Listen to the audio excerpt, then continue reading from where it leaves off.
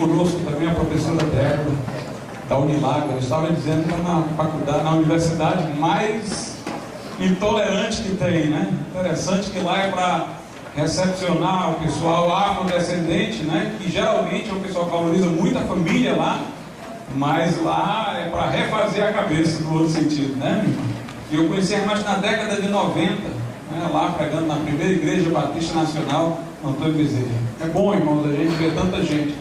Eu conversei há pouco com o pastor da Bethesda lá da Grande Portugal. Me recordei que na década de 80 eu preguei 2 vezes lá. Naquele tempo a gente ia de ônibus. Pegava 2 ônibus, não tinha negócio de terminal. Pegava, andava, pegava outro, era muito longe. E eu lembro-me que o pastor na época, que não era ele, era outro pastor, ele disse assim para mim: pastor Glauco, eu vou sempre lhe convidar para vir pregar aqui. Toda vida que eu ia pregar lá, eu levava alguém. No ônibus eu ia evangelizando, eu descia e levava alguém comigo, que vinha do ônibus comigo, ou que eu pegava no meio do caminho, e a pessoa aceitava Jesus. Eu não me lembro exatamente do primeiro como é que foi, mas o segundo eu me lembro. Eu desci no primeiro ônibus e encontrei uma pessoa desconsolada. A pessoa era um mecânico. Ele tinha sido chamado para ajeitar um carro, estava todo sujo de graxa. Ajeitou o carro e o homem, em vez de pagar, disparou. Então o carro pegou e foi embora. E ele estava lá desanimado, e eu vi, eu disse: o que é que você tem? Qual é o seu problema? Isso entre um ônibus e outro. Aí ele disse: não, é porque aconteceu isso comigo e tudo. Eu disse: eu estou indo para a igreja. Ele disse: eu quero ir com você. Aí me acompanhou para a igreja e aceitou Jesus como Salvador. Graças a Deus por isso. Estamos felizes também com a presença do pastor Ricardo, ali da igreja presbiteriana da Aldeota, outros que estão aqui presentes. A gente vai, na medida que for conhecendo, reconhecendo, apresentando, são todos bem-vindos entre nós. Meus irmãos, eu os convido agora, já sei que sentaram, mas para que mais uma vez fiquemos de pé, para orarmos, lermos a palavra do Senhor, e depois os irmãos sintam-se à vontade para assentarmos. Vamos orar. Soberano e altíssimo Deus, nosso Pai, nós te louvamos, nós te agradecemos, porque o Senhor é bom, é misericordioso, é longânimo, é poderoso nos seus feitos e atos. Te engrandecemos, ó Deus, pelo privilégio que há em te adorar, em te bendizer, com gratidão, com a intimidade de filho, Pai, por quanto Jesus pagou sangue, pagou o preço de sangue, meu Deus, para que tivéssemos esse privilégio. Agora nos abençoe e nos agracia com a tua palavra, falando ao nosso coração, mostrando tuas santas verdades, firmando as nossas convicções, ó Pai, para que saímos daqui mais dispostos, diligentes a te servir, a te amar, a fazer divulgar o teu reino. Nós te pedimos que o Senhor também alcance vidas que precisam de redenção, de salvação, por sua bendita graça, em nome de Jesus. Amém. Vamos abrir as nossas Bíblias nesse momento. Na carta do apóstolo Paulo aos Romanos, no capítulo de número 8, aos Romanos 8, a partir do versículo 28. É um texto muito bonito e finda, inclusive, de uma maneira quase poética, uma linguagem exultante. Romanos 8, começando pelo versículo de número 28. Diz assim: e sabemos que todas as coisas contribuem juntamente para o bem daqueles que amam a Deus, daqueles que são chamados segundo o seu propósito. Porque os que dantes conheceu, também os predestinou, para serem conformes à imagem de seu Filho, a fim de que ele seja o primogênito entre muitos irmãos. E aos que predestinou, a estes também chamou, e aos que chamou, a estes também justificou, e aos que justificou, a estes também glorificou. Que diremos, pois, a estas coisas? Se Deus é por nós, quem será contra nós? Aquele que nem mesmo a seu próprio Filho poupou, antes o entregou por todos nós, como nos não dará também com ele todas as coisas? Quem tentará acusação contra os escolhidos de Deus? É Deus quem os justifica. Quem é que condena? Pois é Cristo quem morreu, ou antes quem ressuscitou dentre os mortos, o qual está à direita de Deus, e o que também intercede por nós. Quem nos separará do amor de Cristo? A tribulação, a angústia, ou a perseguição, ou a fome, ou a nudez, ou o perigo, ou a espada? Como está escrito: por amor de ti somos entregues à morte todo dia, somos reputados como ovelhas para o matadouro.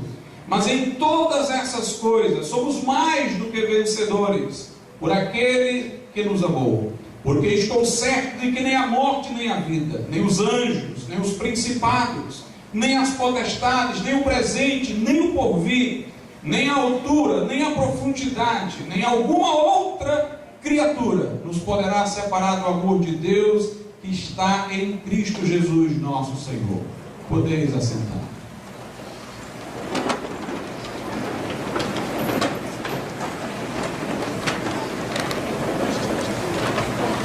Uma das invenções mais extraordinárias do ser humano é o computador.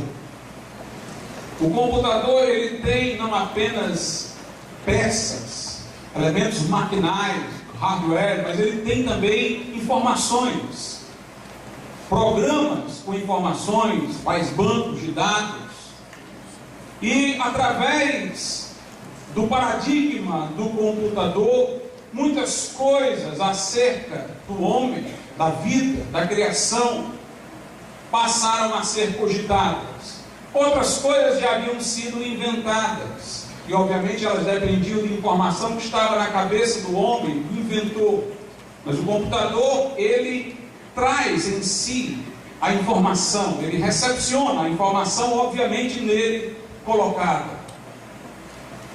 E começaram a perceber, a partir da abertura de visão que o computador permitiu, que a vida também tinha um código de informação. Se nós formos observar o que existe em última instância, nós vamos encontrar alguma informação. O DNA, o código genético do ser humano, contém informação. Os elementos que o constituem não se diferenciam muito de um ser para o outro, mas a informação, a combinação que gera uma informação é que faz distinto um ser de outro, um ser humano de outro ser humano. Começou-se a descobrir no projeto Genoma que há uma linguagem da vida. A vida depende de um código de informação e, portanto, de uma linguagem. Passou-se a estudar a bioquímica a partir da teoria da informação. E nós, meus irmãos, percebemos então que deve haver um ser inteligente que se comunica, porque a informação é fruto de comunicação, de palavra. Mas os que estudavam a natureza no sentido mais amplo, o cosmos, os astrônomos em particular, já haviam também falado coisa parecida. Os cientistas da era moderna diziam que a linguagem do mundo era matemática e, portanto, percebiam na ordem do universo uma linguagem que se poderia traduzir em fórmula matemática.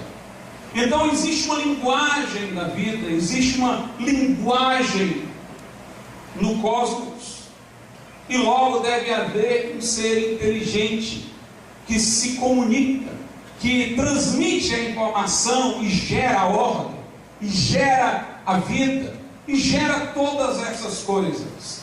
E quando nós percebemos as pessoas falando isso em linguagem da vida, em linguagem matemática do mundo, estudando vida, ordem, universo, a partir de teoria da informação, nós nos lembramos da Bíblia. A Bíblia diz em Hebreus, capítulo de número 11, que nós pela fé acreditamos que Deus pela sua palavra criou os mundos. Então nós podemos observar que a Escritura já dizia que no berço de tudo que há, na origem de tudo que há, está uma informação. E a informação presume um ser inteligente, uma comunicação Essa comunicação é a palavra divina. Lá em Gênesis nós ouvimos que Deus, no início da criação, disse: haja luz. E houve luz. E houve luz. A Bíblia representa Jesus como o arquiteto da criação e o apresenta como o verbo. Lá em João 1 diz: no princípio era o verbo estava com Deus e o verbo era Deus. Para logo dizer que sem Ele nada do que foi feito se fez, que tudo foi feito por intermédio dEle, tudo foi feito por intermédio do verbo, por intermédio de Deus falando. Jesus é Deus comunicador. O Pai é Deus na transcendência, mas Jesus é o Deus em expressão, em comunicação. Há um bioquímico que escreveu o livro A Caixa Preta de Darwin. Nesse livro, que foi publicado em português por uma editora secular extremamente acadêmica, Jorge Zaha, editor, ele diz que é impossível que tenha havido a evolução nos termos de Darwin, porque a informação genética dos seres limita as possibilidades de suas variações. É possível que haja mutações, é possível que haja certas variações nos seres para adaptá-los ao meio, mas essas adaptações não serão tão extravagantes que possibilitem que uma espécie se transmute em outra completamente diferente, porque essas variações devem acontecer dentro do limite de informações de um código genético. Então ele mostra que não pode haver a macroevolução, apenas a microevolução, adaptações para sobrevivência, mas sem alteração tão grande que permitisse a uma espécie se transformar em outra. Isso vai para a lógica da criação, segundo a qual Deus criou cada ser segundo a sua espécie. Mas o homem, ele tem uma excelência no meio dessa criação, porque o homem é o ser cuja razão entra numa relação de congruência com o universo. Nós somos capazes de identificar essa linguagem matemática com que o universo está ordenado. Nós somos capazes de identificar que há uma informação sobre a vida, uma linguagem da vida. Isso mostra que Deus nos criou como destinatário da sua comunicação, como destinatários da sua palavra, não só da palavra revelada, mas da palavra que sustém e mantém a ordem criada. O Salmo 19 diz que os céus proclamam a glória de Deus e o firmamento anuncia o seu poder. Anuncia para quem? Proclama para quem? Proclama para nós.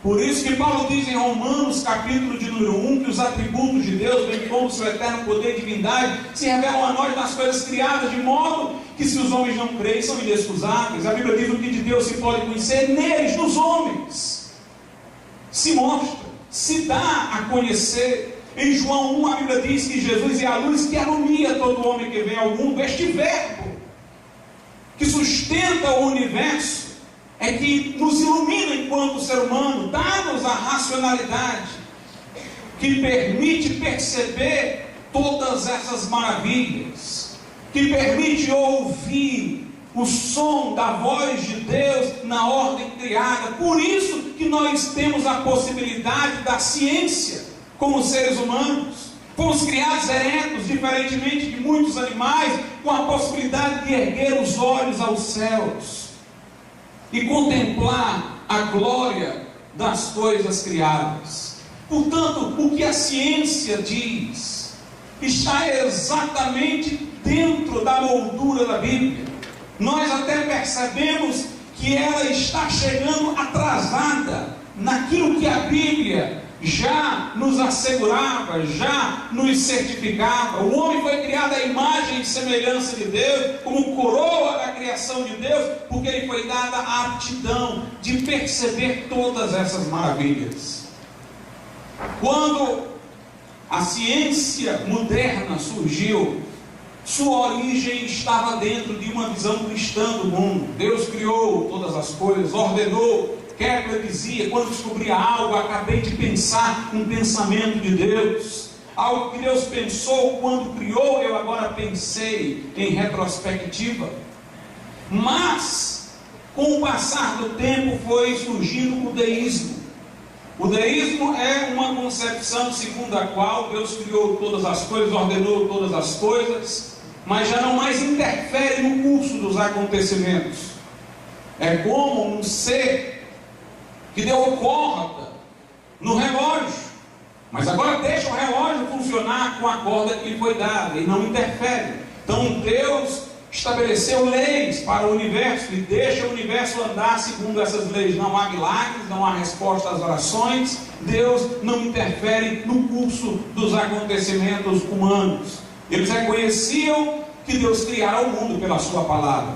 Reconheciam até, conforme Hebreus 1, que Deus sustenta todas as coisas pela palavra do seu poder. O que eles não aceitavam era o sobrenatural, o miraculoso, a intervenção de Deus.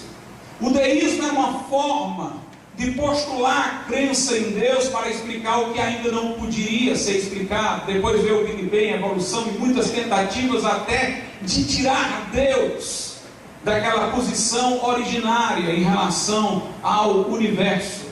Mas o fato é que a visão de Deus do deísmo torna Deus irrelevante para o cotidiano, para a vida, para as nossas necessidades. Faz de Deus uma figura distante, transcendente, omissa, com a qual nós não podemos nos relacionar adequadamente. O deísmo gerou um racionalismo, o cientificismo, a ideia de que o mundo melhoraria não por uma relação de dependência com o Criador, mas pela descoberta das leis que o Criador havia estabelecido. E aí surgiu, como disse eu, o racionalismo, o cientificismo e o naturalismo. O naturalismo é a concepção dominante dos meios naturalistas, das ciências naturais, segundo a qual este mundo é um sistema ordenado e fechado. Ou seja, ele tem leis, isso que lhe dá a ordem, e ele é fechado no sentido de que não pode haver alterações vindas de fora. Não pode haver, portanto, milagre. Não pode haver, portanto, uma intervenção de Deus no curso dos acontecimentos.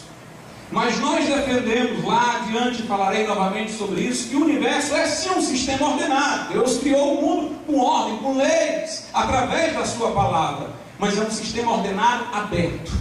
Aberto à intervenção de Deus.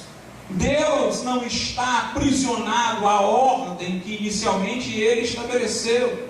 Ele mantém-se soberano. Ele pode interferir no curso dos acontecimentos. E é tão verdade que o universo é um sistema ordenado, aberto, que C.S. Lewis dizia que ainda que nós até nem falássemos em Deus, falássemos apenas no homem, ainda diríamos que este universo, este mundo é um sistema ordenado, aberto à intervenção do homem. Porque o homem faz cultura, isto é, altera a natureza. E aqui nós temos o grande paradoxo do naturalismo, do qual ele não consegue escapar ou fugir. É que se tudo seguir leis mecânicas de causa e efeito, se nossa mente for o nosso cérebro, se não há alma, não há eternidade, não há nada disso, então todos os nossos pensamentos são reações físico-químicas em nosso cérebro. O que nós estamos pensando hoje depende do estágio de evolução em que nos encontramos. Nada garante que amanhã pensaremos completamente diferente do que pensamos agora. Nós não podemos assegurar que uma reação física, química em nosso cérebro diz respeito ao mundo como uma veracidade, diz algo sobre o mundo como uma verdade.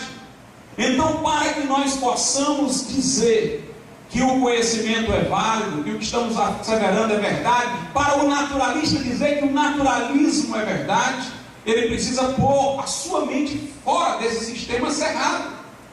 Ele tem que dizer que o naturalismo é certo a partir de uma conclusão que não está encerrada dentro do naturalismo.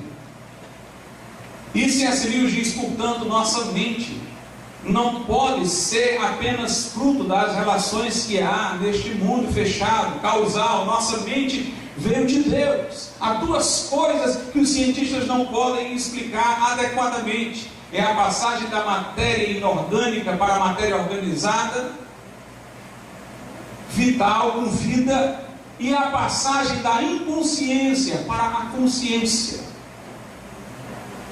Não há como explicar como de repente despontou essa racionalidade que se torna capaz de explicar todo o universo. Ela veio de fora, ela veio de Deus. E através da razão nós convertemos uma árvore numa cadeira, numa mesa. Nós, embora limitados pela lei da gravidade, através do estudo de outras leis, conseguimos fazer um avião,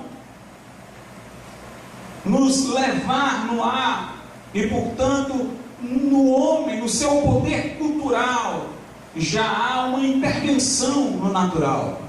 Quanto mais Deus, transcendendo ao homem, a todas as coisas, não pode intervir na própria criação dele, no próprio mundo que ele ordenou. Mas houve uma reação ao naturalismo, houve uma reação ao cientificismo que encontrou o seu apogeu na França. Teve repercussões na Inglaterra, mas encontrou uma grande manifestação na França, onde o racionalismo foi mais estrito. A reação veio da Alemanha, em particular. Na Alemanha se destacou muito menos a ciência natural e se destacou muito mais a ciência histórica. Os franceses falavam em civilização, que seria aquela caminhada do mundo para a hegemonia da ciência. O mundo seria uniformizado sob o comando da ciência, e os cientistas ocupariam posições sacerdotais no novo mundo. O Admirável Mundo Novo e outros livros e obras procuram representar um mundo dominado pela ciência, um mundo uniforme sob leis da ciência. Mas os alemães valorizavam a cultura local, nacional, a singularidade de cada povo, até para mostrar a excelência da sua genialidade, porque eram demasiadamente nacionalistas. E os alemães começaram a falar de uma outra lei que não era geral, aquela que os matemáticos procuravam identificar, que os cientistas naturais procuravam identificar, mas o que eles chamavam de lei individual, lei singular. Cada povo tem um destino. Há uma providência que dá um destino, uma missão a cada povo, uma excelência a cada povo, uma genialidade a cada povo. Contra o universal, eles valorizaram o individual. Contra leis abstratas, eles valorizaram histórias concretas. E foi lá onde realmente despontou uma hegemonia da ciência histórica. Interessante que os alemães ainda também falavam linguagem religiosa. Os deístas mantiveram Deus como criador e estabelecedor das leis, de onde veio o racionalismo, o cientificismo, o naturalismo. Nós que começou tudo isso com alguma concessão ainda ao cristianismo, admitindo-se Deus como um criador. Lá do lado alemão também se falava numa espécie de providência que guiava o destino das nações, mas essa providência era impessoal. A linguagem providência evocava algum tipo de intuição religiosa, mas eles não acreditavam no Deus pessoal. Essa lei era uma lei íncita à própria história de um povo. Essa providência, muito embora o termo fosse teológico, tinha um sentido mais de um destino, de um curso, mas não definido por um criador pessoal. É interessante, meus irmãos, observar que, como disse, todos usavam ainda algum tipo de linguagem religiosa. Mas os alemães fracassaram porque excluíram a moral bíblica. Houve um autor chamado Julius Stahl que deu importância a esse historicismo alemão, mas ele era um cristão. E ele disse: olha, o destino, o curso, a providência das coisas há, mas ela vem de Deus. E não há ideia de destino nacional que justifique violação dos 10 mandamentos. Muitos cristãos estavam simpatizando com o historicismo na Alemanha porque antipatizavam a Revolução Francesa. Mas Júlio de Strauss fez essa observação: cuidado, o historicismo alemão é panteísta, não fala em Deus pessoal, fala em um destino no sentido em que os pagãos falavam. Só podemos sustentar a providência se ela for administrada por um Deus pessoal, e não há missão nacional que justifique uma ofensa aos mandamentos de Deus. Por que sua palavra é tão importante? Porque a Alemanha, com essa ideia de destino, de providência, não bíblica, não teológica, mas do historicismo, desembocou no nazismo. Se a França desembocou na Revolução Sanguinolenta, a Alemanha, com seu historicismo sem Deus, desembocou no nazismo. A ideia de Hitler era essa: era de que a nação alemã tinha um destino específico em relação ao mundo. Quando muitos tentavam matá-lo e não obtinham êxito, ele dizia que era esta providência que o guardava, que o reservava para uma missão importante. Mas ele era contra o cristianismo, contra a figura de um Deus pessoal. Ele valorizou o culto pagão dos antigos bárbaros, ele valorizou símbolos hindus de caráter panteísta da Índia, mas ele falava dessa providência. Percebam como em ambos os lados ter tirado Deus levou a sangue, a derramamento de sangue, quer na forma da Revolução Francesa, quer na forma do nazismo. Em ambos os casos houve autoritarismo, como na fase do terror na França, como em todas as atrocidades do nazismo, porque Deus foi tirado. Quando nós lemos a Bíblia, nós temos uma passagem interessante em que Davi estava sendo perseguido por Saul. E Davi era perseguido por Saul, que queria matá-lo. E ele se escondera no fundo de uma caverna. Coincidiu de Saul chegar com seus soldados e entrar naquela caverna e dormirem naquela caverna. Os que estavam com Davi, que estavam lá no fundo com Davi, disseram: pronto, Davi, é a tua chance, ó a providência, ó o governo sobre os acontecimentos. Deus te deu Saul na tua mão. Ele veio justamente para a caverna que nós estávamos, está dormindo, é a chance de matá-lo. Mas Davi disse: eu não tocarei no ungido do Senhor. Note, Davi não se guiava só pela sua interpretação da providência. Ele acreditava que Deus, que guia as coisas pela providência, não viola os seus mandamentos, nem quer que violemos os seus mandamentos. O que faltou aos alemães foi isso: eles se entregaram a uma providência cega, amoral, e se entenderam como aqueles que tinham um destino especial, acima de qualquer padrão, acima de qualquer regra. Nós podemos ver, irmãos, que Deus criou o universo e sustenta todas as coisas pela palavra do seu poder. Nós cremos na providência geral, como chamada, essa providência pela qual Deus não apenas cria, mas governa e administra o mundo pelas leis naturais, mantendo tudo em ordem, até certo ponto, porque estamos sob os efeitos do pecado. O universo, o cosmos, está sob os efeitos do pecado.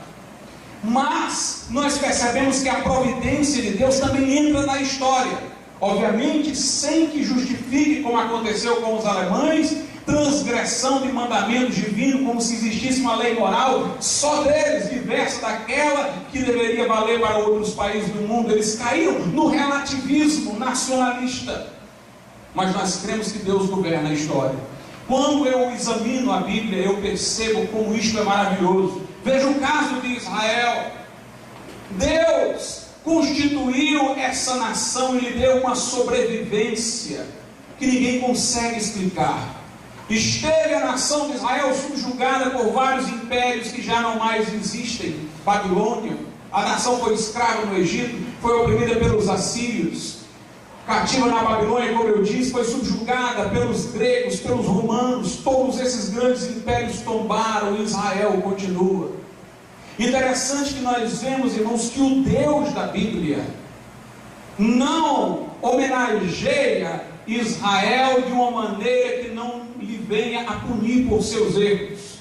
Nós vemos que Deus garantiu a sobrevivência dessa nação e reserva um propósito especial ainda para ela, mas nós percebemos que ela esteve subjugada por esses reinos, em punição por seus pecados, ficou na Babilônia pelos anos que não deixou a terra descansar, conforme o mandamento de Deus, de que a terra deveria descansar de 7 em 7 anos, era o sábado da terra. Nós percebemos como eles foram espalhados, depois pelos romanos, porque recusaram a oferta do Evangelho, a oferta de Cristo.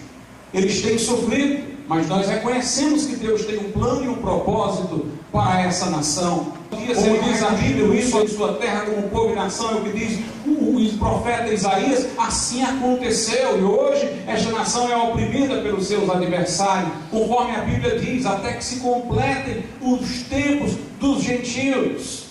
Mas a sobrevivência de Israel na história é um verdadeiro milagre.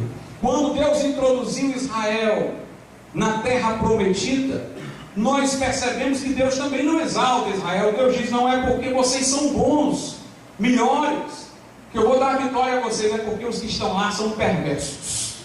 Muita gente critica a Bíblia porque diz que Deus foi a favor de Israel tomar uma terra que não lhe pertencia naquele momento. Mas para os irmãos terem uma ideia da misericórdia de Deus, Deus havia dito a Abraão que aquela terra seria de seus descendentes.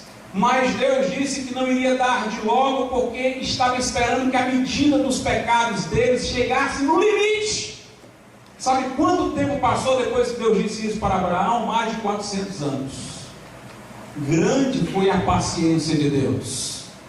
Quando já não havia mais como suportar, diariamente os pais sacrificavam seus filhos a Moloque, recém-nascidos, punham a criança recém-nascida nos braços de uma divindade, uma figura oca, que tinha dentro dela carvão, fogo, e a criança era colocada nos braços daquela imagem e queimada e assada, e eles faziam isso cotidianamente. Quando não houve mais como Deus suportar, Deus introduziu lá a nação de Israel e disse que era por causa disso. Quando alguns dizem foi injusto, eu digo, me diga uma coisa, é justo que pais fiquem colocando recém-nascidos para queimar todos os dias e ninguém faça nada?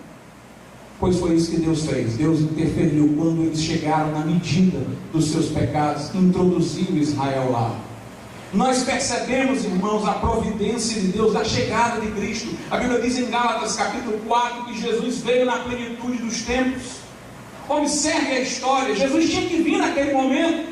A língua grega havia sido universalizada pelas conquistas de Alexandre Magno, portanto havia uma língua com que se poderia pregar o Evangelho em toda parte no direito romano e ser compreendido. O Império Romano construíra estradas, interligando todas aquelas cidades e povos, permitindo a viagem dos missionários. A filosofia estoica tornara-se hegemônica e na Roma, no Império Romano. Sêneca era estoico, Marco Aurélio, imperador, era estoico. O estoicismo falava num pensamento universal, enquanto que os deuses pagãos eram locais, o nacionalismo pairava. A filosofia estoica falava de uma cidade universal, de um direito natural, e portanto criava a infraestrutura mental para recepcionar a ideia de uma religião universal, de um Cristo que é Senhor, não desse povo, daquele outro, mas de todos os povos. Deus preparou de tal maneira, irmãos, que os cristãos conseguiram o que os filósofos gregos não conseguiram. Os filósofos gregos tinham uma elevada moral, mas não conseguiam passar isso para o seu povo, e os cristãos passaram essa moral para o mundo inteiro. Os judeus já tinham anos e anos de existência, liam as escrituras do Velho Testamento, mas a Bíblia só ficava entre eles. Chegaram os cristãos, e a Bíblia, a mesma Bíblia com o Velho Testamento judaico, está em todo o mundo, porque houve a mão da providência de Deus. Nós percebemos isso na Reforma Protestante. Deus preparou a Reforma, o espírito crítico que o renascentismo trouxe, permitiu que os dogmas da igreja não fossem mais tidos como infalíveis. A Renascença trouxe a ideia de volta às fontes, voltaram a Platão, Aristóteles, e voltaram aos originais da Bíblia. E Lourenço Valla, que foi um grande renascentista, nem evangélico era, viveu antes, até ele viu equívocos que levavam a falsas doutrinas na versão vulgata, latina da Bíblia. E depois as correções que ele fez possibilitaram a interpretação correta que levou à reforma, e até a própria Igreja Católica fez as correções ao longo do tempo que ele próprio sugeriu. Nós percebemos que os reis naquele momento estavam desestimulados com a igreja por causa das intervenções das políticas nacionais. Deus preparou todo o cenário para que a Bíblia pudesse ser traduzida. Houve a invenção da imprensa antes, que permitiu não apenas a difusão das teses de Lutero, mas a tradução da Bíblia que ele fez. Interessante que quando John Hus, que foi um precursor da reforma, foi condenado pelo concílio de Constança à fogueira por estar pregando a mensagem que mais adiante Lutero pregaria, no caminho para a fogueira ele foi humilhado. Ele levava na cabeça um chapéu cheio de ofensas, como se ele fosse Judas Iscariotes. Ele ia amarrado, deram-lhe um cálice para depois tirar, e próximo à fogueira alguém lhe disse, removendo o cálice de sua mão: tu não és digno do cálice do Senhor. E ele, indo para a fogueira, disse: te digo que hoje mesmo eu beberei lá no céu. E então o acusador disse: eu te entrego, Judas Iscariotes, entrego ao fogo. E ele olhou para o céu e disse: eu entrego a ti, Jesus, a alma que tu salvaste. E ele morreu cantando. Hus, na linguagem da sua nacionalidade, significava ganso. E antes de morrer ele disse: hoje morre o ganso, mas daqui a 100 anos Deus levantará um cisne que ninguém poderá queimar. 102 anos depois, Lutero estava fixando as teses na porta do castelo, da porta da igreja do castelo de Wittenberg. Quando perguntaram a Lutero sobre a profecia de Hus, ele disse: eu sou o cisne de que Hus falou. Deus tem governado, portanto, por sua providência, até mesmo o nazismo, irmãos. Se não tivesse havido o nazismo, Israel não teria voltado para a sua terra. O mundo nunca gostou de judeu, mas se solidarizou com eles depois do Holocausto e permitiu isso a decisão da ONU para fazê-los voltar à sua terra. Talvez, se eles não tivessem voltado para lá, estavam sendo mortos paulatinamente e já teriam sido mortos em número muito maior do que no nazismo. Morreram muitos no nazismo de uma vez só, mas isso lhes permitiu a reconstrução nacional. E finalmente, aquilo que é mais importante na providência histórica é que o verbo que sustenta todas as coisas, o verbo pelo qual todas as coisas foram criadas, se fez carne e habitou entre nós. Jesus veio para buscar e salvar o que se havia perdido. Algumas pessoas dizem assim: pastor, se Jesus veio nos resgatar, dar a sua vida por nós naquela cruz, obviamente é porque havia um mundo caído, havia pecado. Por que Deus não destruía o mal, não destrói agora o mal, sem precisar de que Jesus tivesse vindo, ou mesmo agora que ele já veio, por que não destrói? Em primeiro lugar, irmãos, porque Deus estabeleceu que a alma que pecar, essa morrerá. Estabeleceu a sua lei, as consequências do pecado. Deus não se retrata de sua lei. Isso é que nos dá confiança de que Ele não se retrata de suas promessas. Se Deus pudesse se retratar de suas leis, eu não confiaria em suas promessas. Mas Ele é tão inflexível em sua lei que suas promessas merecem confiança. Mas Ele encontrou um meio de os nossos pecados serem pagos e compensados, de sua lei ser atendida e sua oferta de misericórdia nos chegar, enviando seu Filho para dar sua vida por nós, levando os nossos pecados naquela cruz e sangrando em nosso lugar, o justo pelos injustos, para levar-nos a Deus. Sendo homem, podia morrer por outros homens, sendo justo, pode morrer pelos injustos, e sendo Deus, poderia fazer uma obra de valor infinito, que a todos alcançasse em todas as épocas, em todas as gerações. E por que Deus não acaba agora com o mal? Porque Deus quer nos redimir do mal primeiro. Tinha um modo de Deus acabar com o mal agora, era destruindo a todos nós. Porque o mal está em nós. Sofonias diz isso, um dia isso vai acontecer, um dia a longanimidade de Deus vai terminar e Deus vai destruir o mal mesmo.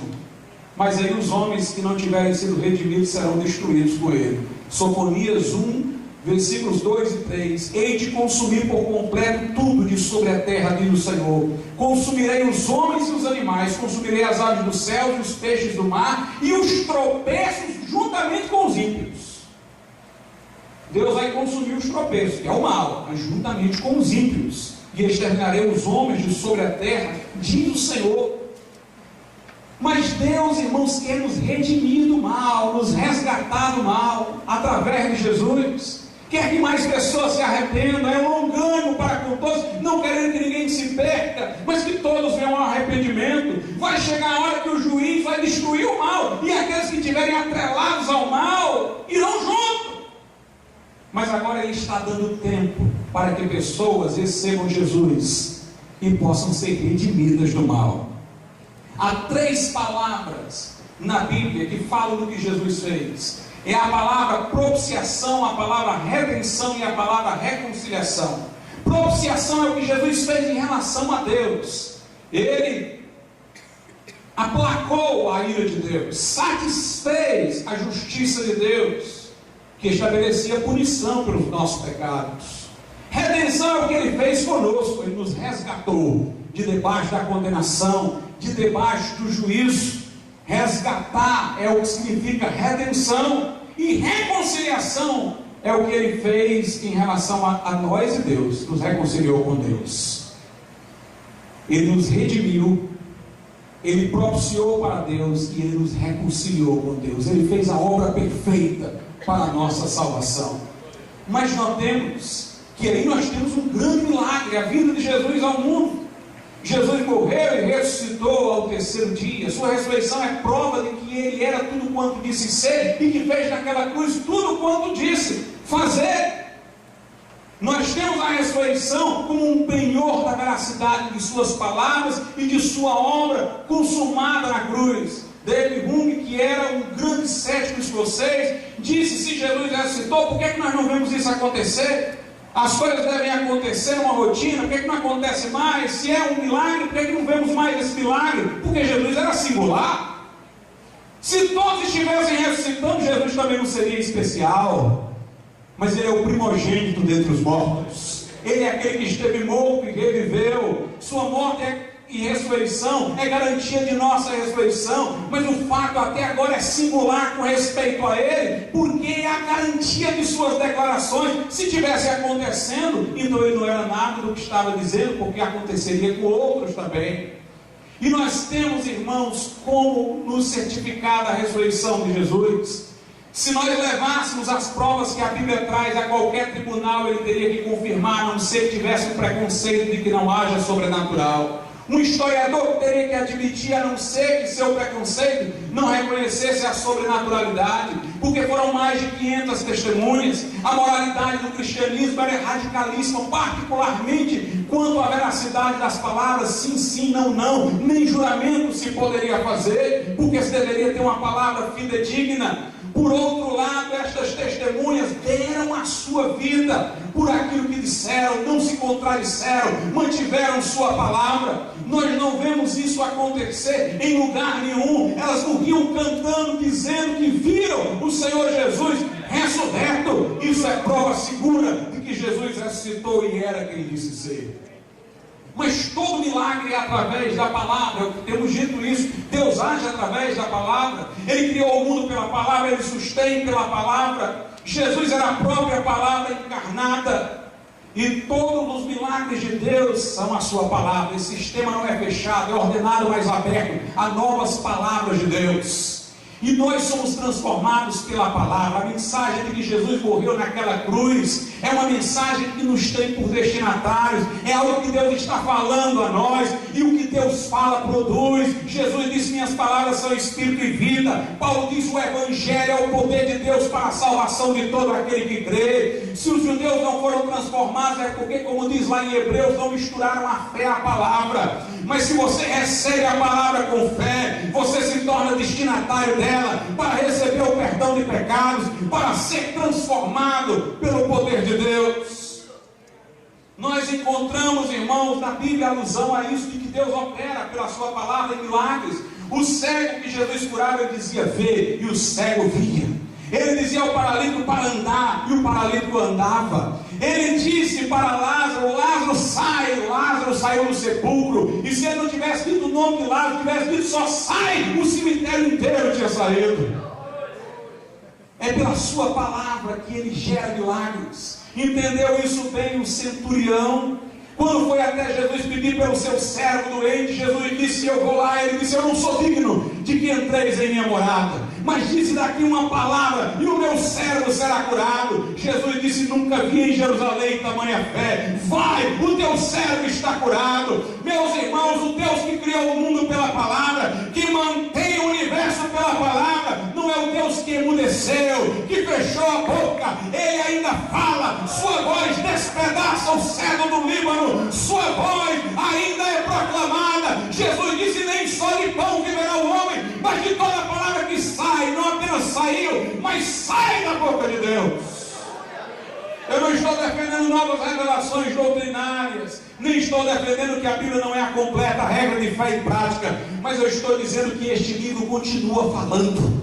Este livro continua falando. E aí eu lembro mais uma vez a providência de Deus. Paulo, por causa de suas pregações, foi preso. Naquele tempo alguns irmãos talvez dissessem que pena, Paulo está preso, mas a providência de Deus que governa todas as coisas sabia o futuro. Paulo preso, falou para todos nós, solto só falou para aquele tempo, escreveu suas cartas da prisão. Ele disse, eu estou preso, mas a palavra de Deus não está. E Deus continua falando a corações ainda hoje, porque Ele é o Deus vivo, é o Deus que intervém, como dizia Francis Schaeffer, é o Deus que opera, é o Deus que abre o mar vermelho, é o Deus que derriba as muralhas de Jericó, que fecha a boca dos leões, que liberta da prisão. É o mesmo Deus de ontem, de hoje e de sempre. Somos regenerados pela palavra de Deus. A Bíblia o diz lá na Epístola de Pedro, primeira Epístola, capítulo 1, a partir do verso de número 23. Sendo de novo gerados ou renascidos, não de semente corruptível, mas da incorruptível, pela palavra de Deus viva e que permanece para sempre. Porque toda a carne é como a erva, e toda a glória do homem como a flor da erva. Secou-se a erva e caiu a sua flor, mas a palavra do Senhor permanece para sempre. E esta é a palavra que entre vós foi evangelizada.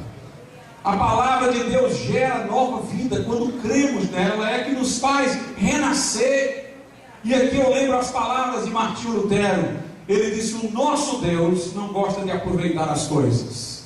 Quando Ele criou do nada. E Ele disse, faça-se nada para que Ele crie uma nova vida em você. Admita o seu pecado, reconheça que você não tem nada a oferecer. Ele não quer aproveitar alguma coisa aí que tu tem, não, que o que tu tem não vale nada. Ele quer que tu te faças nada, para que Ele faça algo em tua vida. A providência de Deus alcança o universo e o mantém. A providência de Deus governa a história para o nosso bem, irmãos. Faraó foi levantado por Deus para que o seu nome fosse conhecido em toda a terra. Deus pegou um homem duro de coração e permitiu que ele chegasse ao trono para que pudesse fazer sinais lá, para que o seu nome fosse conhecido em toda a terra. Todo o plano de Deus é para universalizar tanto quanto possível o conhecimento do Evangelho. Quando chegaram às portas da tenda prometida, Raabe já conhecia Deus pelo que ouvira falar do que Deus fizera no Egito. E já se abriu para se unir com o povo de Deus. Deus disse a Abraão, em ti serão benditas todas as famílias da terra. Deus não escolheu Israel para que Israel se enclausurasse. Israel é que perdeu a visão de sua missão. O Salmo 96 diz a Israel, anunciai entre as nações as suas maravilhas, entre todos os povos, anunciai, anunciai. Era para esta nação ter feito isso. porque o plano de Deus é para o nosso bem. Mas Deus, irmãos, revela a sua providência também na nossa vida individual. Quando nós aceitamos ao Senhor Jesus como nosso Senhor e Salvador e somos transformados, perdoados, regenerados, Ele passa a cuidar de nós. Aceitar Jesus como Senhor é já não mais ter o fardo de cuidar de si próprio, mas deixar que Ele cuide de nós. Jesus disse: vinde a mim todos vós que estáis cansados e sobrecarregados. Tua vida está difícil? Está sendo difícil governar e ministrar? Então traga para mim, que eu vos aliviarei. Tomai sobre vós o meu jugo. Esse colarinho aqui não foi invenção da Igreja Católica, não, foi dos presbiterianos escoceses. Era para representar um jugo no pescoço do pastor, o escravo de Deus. Tomai sobre vós o meu jugo e aprendei de mim, que sou manso e humilde de coração, e encontrareis descanso para as vossas almas. Ele está dizendo que se nós entregarmos a Ele a nossa vida, Ele passa a cuidar de nós. É isso que o deísmo não aceitava. É isso que o historicismo, que só queria intervenção de Deus no plano nacional, não aceitava. Que Deus possa se preocupar com o indivíduo, com a pessoa individual. Os historicistas falavam de nações, os deístas falavam do universo, mas Deus fala de pessoas. Deus chamou Zaqueu pelo nome, antes que Zaqueu se apresentasse. Chamou Saulo pelo nome, no caminho de Damasco. Ele nos conhece pelo nome, Ele ouve orações, é o Deus que responde orações. O instinto do ser humano é de procurar Deus nos seus apertos, até o ateu, quando ele não tiver mais para onde ir, num problema que ele tiver, ele vai lá no íntimo do coração dizer: meu Deus, oh Deus, se Tu existir, me ajuda. Como a criança na escuridão instintivamente começa a gritar por alguém, assim também o homem na sua aflição naturalmente grita por Deus. Há uma espécie de intuição de que Deus responde, de que Deus nos ouve, de que Deus pode nos socorrer, nos ajudar. O Deus em quem cremos é o Deus que cuida de nós. A Bíblia diz: lançando sobre Ele toda a vossa ansiedade, porque Ele tem cuidado de vós. Até os cabelos da nossa cabeça estão contados, diz a Bíblia Sagrada. Tomé caiu aos pés de Jesus e disse: meu Senhor e meu Deus. Meu Deus, meu Senhor, dele em particular. A Bíblia diz: entra no teu quarto, fecha a porta, e o teu Pai, não o nosso Pai, não, teu Pai, que tiver em secreto, está ali numa reunião secreta contigo, te recompensará. Esse é o nosso Deus. É o Deus que nos trata como indivíduos, que nos trata como pessoas. Se houvesse só você no mundo, Jesus teria morrido por você. Porque Jesus não morreu por multidões, Ele morreu por pessoas. Ele deu a sua vida por pessoas. Por isso que Paulo diz: não sou eu quem vive, mas é Cristo que vive em mim. E essa vida que eu agora vivo, ele disse: vivo pela fé no Filho de Deus que me amou. Ele personaliza: que me amou e a si mesmo se entregou por mim. O nosso Deus é aquele que diz: quando atravessares as águas, elas não te afogarão. Quando passares pelo fogo, o fogo não arderá em ti. Nunca te deixarei, nunca te desampararei. Esse é o Deus da Bíblia, é o nosso Deus. Francis Schaeffer dizia o seguinte: ele dizia: os deuses do Oriente são infinitos e impessoais. É o panteísmo. Deuses infinitos, difusos, mas impessoais. Ele disse: os deuses do Ocidente, gregos, romanos, eles eram pessoais, igual a pessoas humanas, mas eram finitos. Mas o nosso Deus é infinito e pessoal. Como Deus infinito, Ele está distantíssimo de mim. Como disse Calvart, Ele é um totalmente outro. Eu estou tão distante de Deus quanto uma pedra. Enquanto Deus levado em conta na sua infinitude, mas enquanto pessoal, Deus está próximo de mim. Ele é infinito e Ele é pessoal. Como Deus infinito, é como eu estou dizendo, eu estou tão distante de Deus quanto uma pedra. Mas na medida em que Ele é pessoal, eu estou mais próximo a Ele do que uma pedra, do que um vegetal, do que um animal, porque eu fui criado à sua imagem e semelhança. Eu sou pessoa, como Deus é pessoa. Aleluia. Os homens conseguiram inventar deuses infinitos infinitos e impessoais, deuses pessoais e finitos, mas o nosso Deus é o Deus infinito e pessoal, é o Deus de longe e de perto, é o Deus que habita na eternidade, como diz Isaías, mas também com o contrito e humilde de espírito. É o Deus que nem o céu dos céus podem conter, mas Ele está no teu quarto, te vê em secreto e dialoga contigo em oração. Esse é o nosso Deus.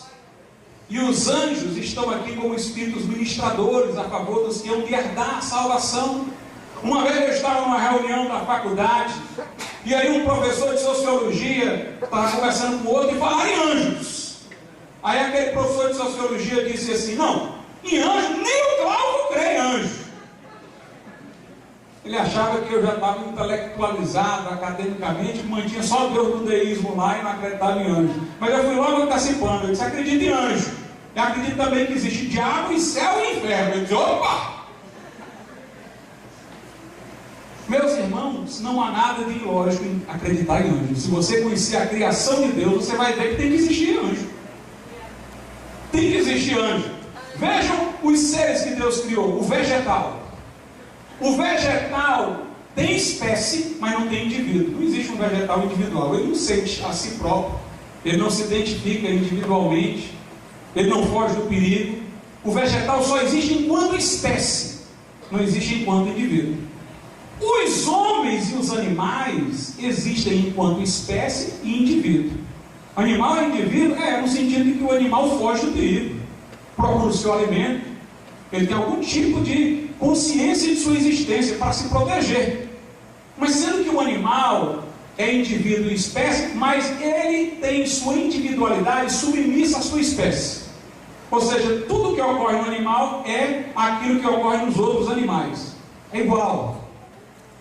Ele tem uma individualidade, mas uma individualidade que se sujeita à sua espécie, aos instintos da espécie. O homem não, o homem é espécie e indivíduo. Mas no homem a espécie se sujeita à individualidade.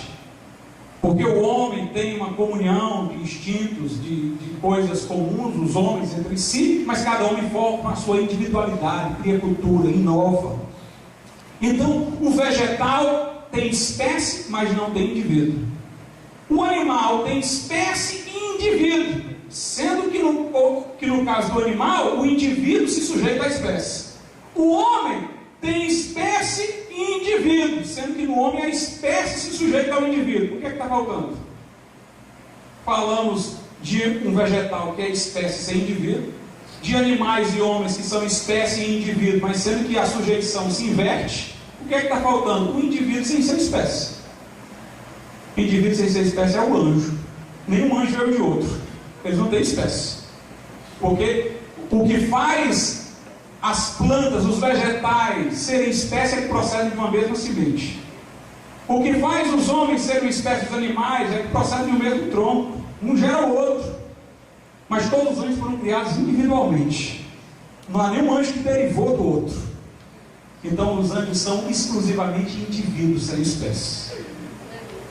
Então, se Deus criou espécie sem indivíduo, indivíduo e espécie, mudando até a ordem de sujeição no animal, espécie sujeita ao indivíduo, no homem, indivíduo sujeito à espécie, para completar tudo, Deus precisava criar os seres individuais sem espécie. Esses são os anjos. Nenhum anjo veio do outro, todo anjo veio de um ato específico de Deus. E esses anjos nos são guardiães. Aleluia! Nos são guardiães. Deus está governando com cuidado a vida do crente.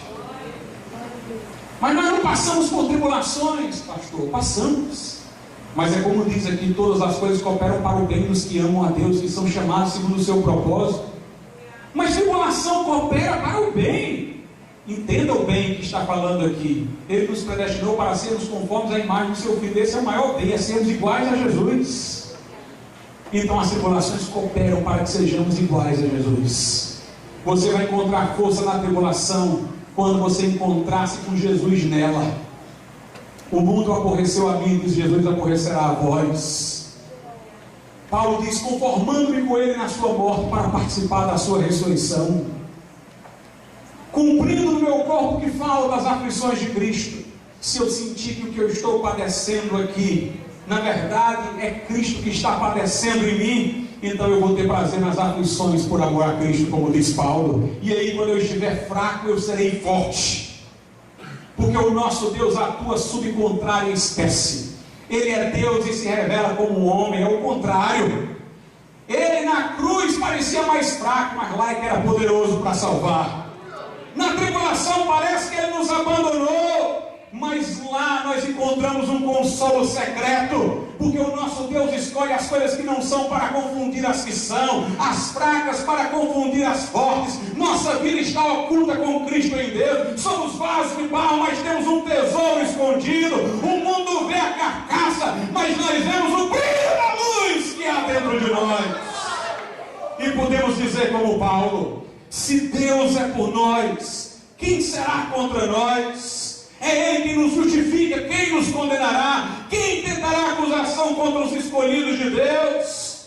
Porque estou certo de que nem a vida, nem a morte, nem o presente, nem a altura, nem a largura, nem a profundidade, nem qualquer outra criatura pode nos separar do amor de Deus que está em Cristo Jesus. Por trás da ciência árida que domina as universidades, das ideologias que desaparecem para serem substituídas por outras, está este Evangelho eterno que o mundo não pode derrubar, que dá sentido à vida, que dá esperança ao crente. Por isso não nos intimidemos de confessar a nossa fé, não recuemos da nossa esperança, mas vamos brilhar no meio das trevas, vamos falar no meio do mundo hostil e vamos manter as verdades contidas na palavra de Deus, independente do que nos vier. Ainda que o inimigo venha como a torrente das águas, o Senhor arvorará contra ele a sua bandeira, porque maior é o que está em nós do que o que está no mundo. Vamos ficar de pé nesse momento.